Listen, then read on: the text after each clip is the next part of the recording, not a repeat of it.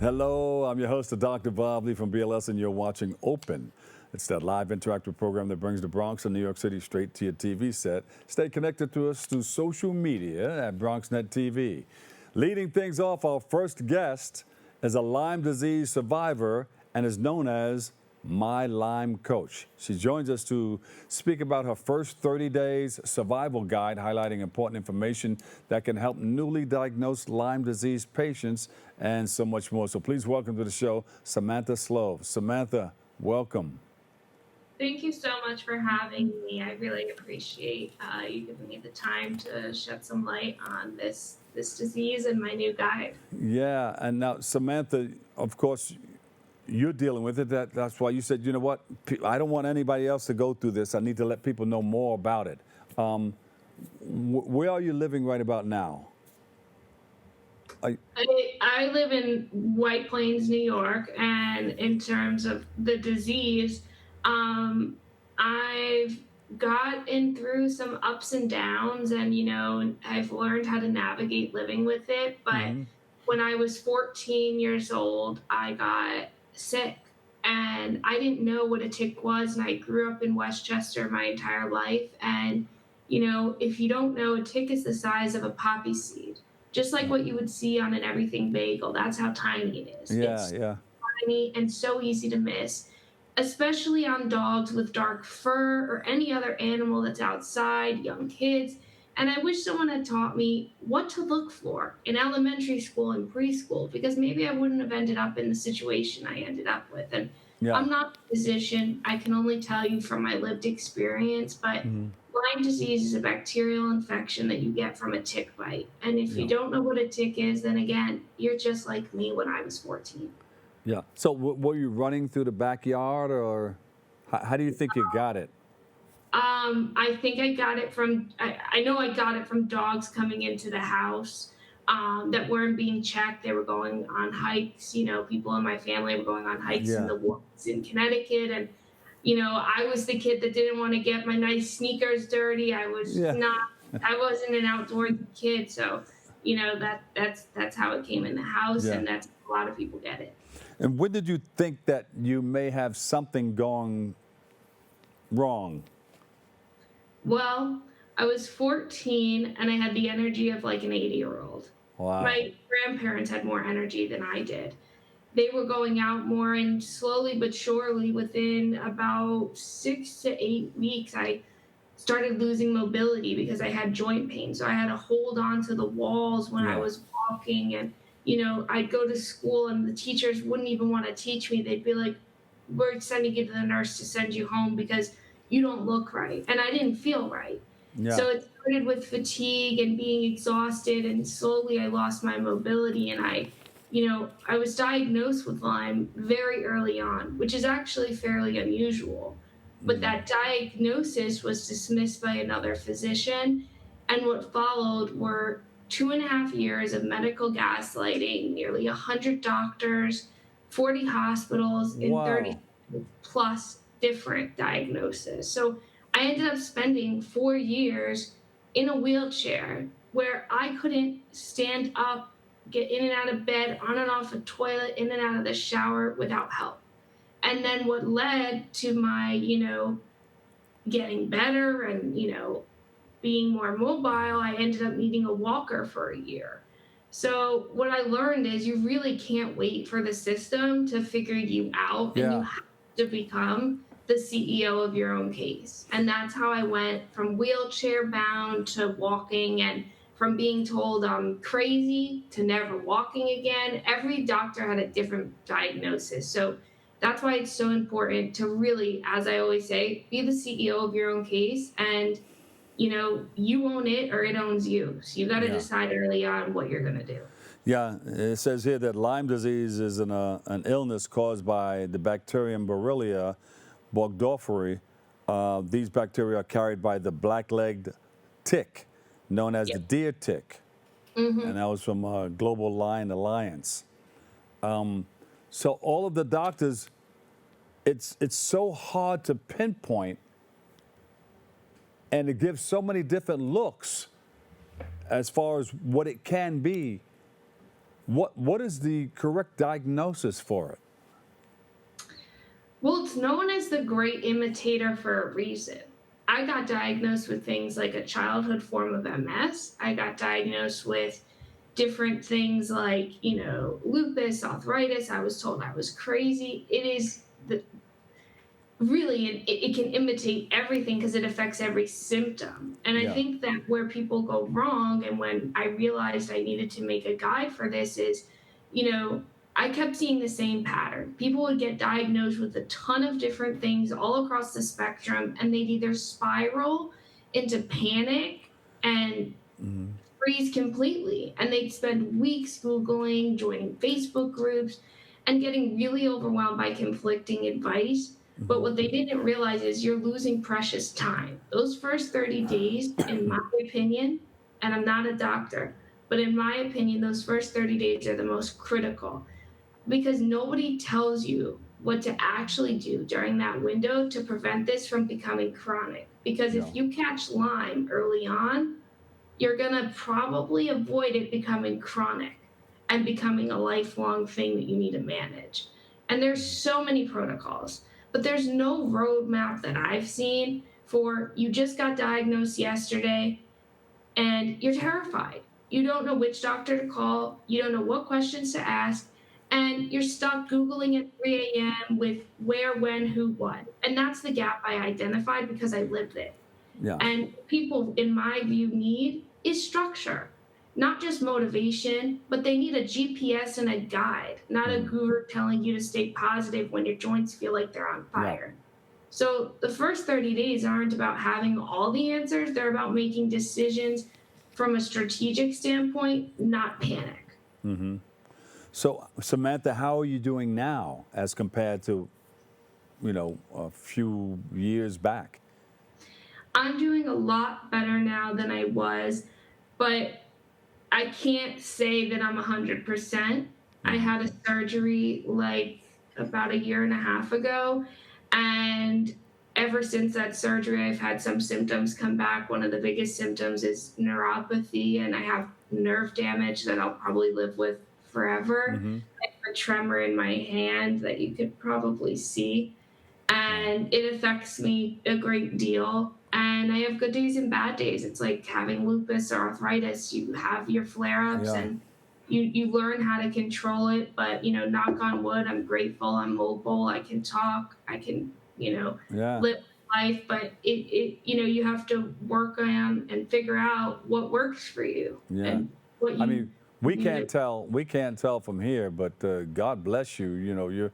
It looks like. I mean, from the pictures that they've shown before, with you trying to walk and in the wheelchairs and all that stuff, it's like, wow. It looks like a big difference now. You're doing a whole lot better. But I Oh, know you I know. feel what you feel. But it's unfortunate because if I had known what I know now, it probably never would have gotten to the point where I was in a wheelchair in Yeah. hospital for months on end. And I never even made it to more than a month of high school. I was so sick. Yeah. So that's the part that I really missed out on my teenage years. So now you're letting people know you don't want them to go through what you went through. So you have something called My Lyme Coach. Yes. Lyme disease. Tell us about it. Is it a book? Is it a pamphlet? Or is it a video? Or what? So what I do is very concierge, very highly involved, coaching and concierge management of everything. I go to doctor's appointments with people, Oh, good. and I do it all. I do everything I wish I had. So it's concierge level care coordination. And what that really means is I prep them for appointments. I help them synthesize complex medical information. I coordinate between all the specialists so everyone's on the same page. If you're seeing 5 doctors, I want all 5 doctors knowing what the other one knows and what the other one thinks. Excellent. And I track patterns. I notice what's working, what's not working. And the key differentiator between me is that I'm available 24/7, literally, including weekends, including Friday nights, and all the times that most people aren't available. You're And on call. I'm on call. Yeah. I'm not a doctor, but I'm a key part of their team, and I'm with them through it all. Like, This past week, I spent most of my week with a client who was in and out of appointments and had an emergency surgery. And I was right there holding her hand when she was about to go in for the anesthesia. So I'm there through it all because I didn't have that. Yeah. So if I can help somebody else avoid going through what I went through and advocate for them, I'm going to do it. Samantha, can you tell if someone is dealing with Lyme disease? You know from just looking at them because of what you've been through? I can. I think I've become really good at identifying the things that there are some highly specific symptoms that the average person wouldn't know. And I've become that person in the community that people are like, the friend's cousin's mother calls, and asks me questions. And again, I'm not a physician, but I built this survival guide for people Yeah. that are newly diagnosed or in it for 30 years. Unfortunately, there are people like that. And I kind of have this thing that I like to call a matchmaker for doctors. And I think it's important when you're sick to go to a doctor that works for your lifestyle. Like if you're in college and you're 20 years old and you're going to a naturopathic doctor that wants you to eat gluten-free, mold-free, sugar-free, dairy-free, and take 30 herbs, you probably aren't going to be able to do that. Yeah. If you are at home and you have mom and dad cooking for you and helping you, you can manage that. So you have to think of beyond, which doctor is what. You have to think, what's going to work for my lifestyle so that this doesn't own my entire life. Yeah. What are some of those symptoms, those early symptoms that you've noticed that people should look out for? Joint pain, fatigue, really, really specific things that a lot of people don't know about is like there's this thing called air hunger where no matter how many breaths you take, you still feel like out of breath. There's this very specific, there's a lot more than Lyme. People talk about Lyme, but there's so many co-infections. You can get a lot more than Lyme from a tick bite. Yeah. And arguably the other infections are usually even more dangerous. There's something called alpha-gal syndrome where you can very quickly become allergic to red meat and different mammal-derived products. Bartonella, you can have different, it looks like stretch marks, but it's not. It's called cat scratch disease or Bartonella, and you have purple marks on your body and burning in your shin. So there's these specific things that if someone's telling me my shins feel like they're on fire, or I can't catch a breath, or they're sweating in the night like their mom who's going through menopause, I know what's what. And I can identify that because I live with all of them and I've talked to so many people. Samantha, you may not be a doctor, but you're a big help to the doctor. And I know you probably are a doctor, knowing what you know. You're right there, Yeah, pounding the pavement for people. I definitely am a big help to them. And a big thing that I do when I'm working with someone is I put together a timeline. Mm-hmm. And because I like to work so closely with people, and what that means is we can talk 2, 3, 4 times a week. And when I'm working closely with someone, if they say, I was able to go for a walk this weekend, but I've been working with them for 6 months and they've never once said, I went for a walk, I can say, okay, well, what's changed? Did we change something in treatment, in diet, in environment? What changed that you have the energy to go for that 10-minute walk? Because it may not sound like much, but that 10-minute walk is telling me something. So I analyze everything, and I really try and make sure that I can help them and help them go ready when they go to the doctor. So the guide includes some different things that I feel are important, but when you work with me, I do that for you. I identify the most important things because you tell me, this is what's bothering me most. This is impacting my life most. My quality of life is not good because I can't think straight. I can't sit up straight. I can't do this. I can't do that. And I'm so frustrated. So I'm just someone that's in your corner, there through it all, no matter what. How does the naturopathic way work? Natural healings and vitamins and minerals and herbs. Does that work for you, or would you recommend that or suggest that to people?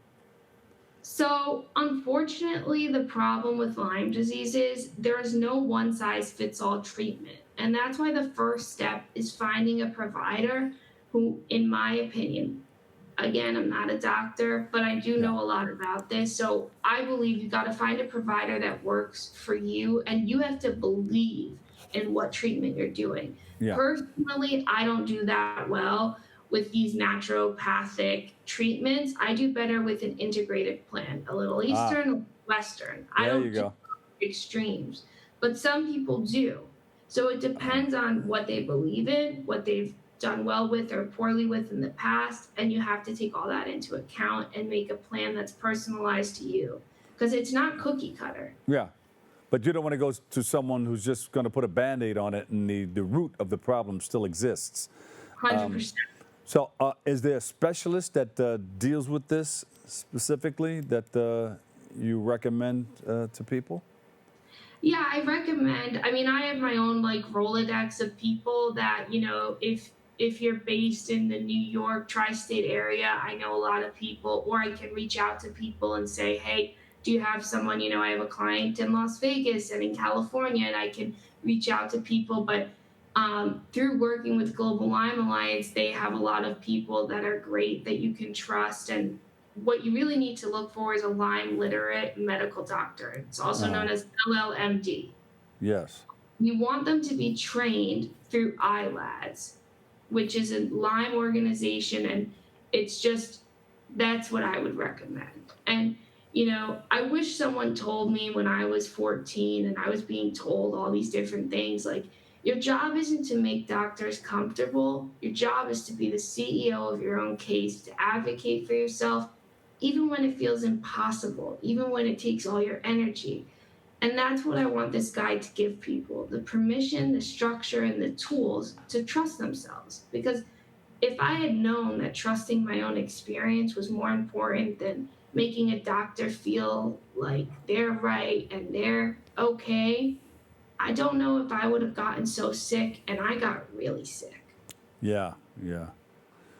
Well, can people go to your website to find out more? And is your contact information, everything is on that website? Yeah, everything's there. My website is www.mylymecoach.org. You can spell Lyme Hmm. Lyme, and I'm also on Instagram and TikTok at mylymecoach.org. And I share very unfiltered and raw insights about navigating chronic illness, and what it's like navigating a chronic illness when you're in a relationship, or when you are at different points of the illness. Are Yeah. you going to school? Are you trying to get back to work? Or do you have to make a decision to not work? There's so many different points Yeah. in the illness. Well, Samantha Sloves, my Lyme coach for Lyme disease, thank you so much for all that you do. And thank you for sharing that wonderful information that people need to know. Thank you so much for having Yeah. me. It was really a pleasure. And big shout out to boyfriend Dan and Global Lyme Alliance. Thank you guys for helping out. Thank you. Thank you. All right. We'll take a quick break. Don't go anywhere. We'll be right back next.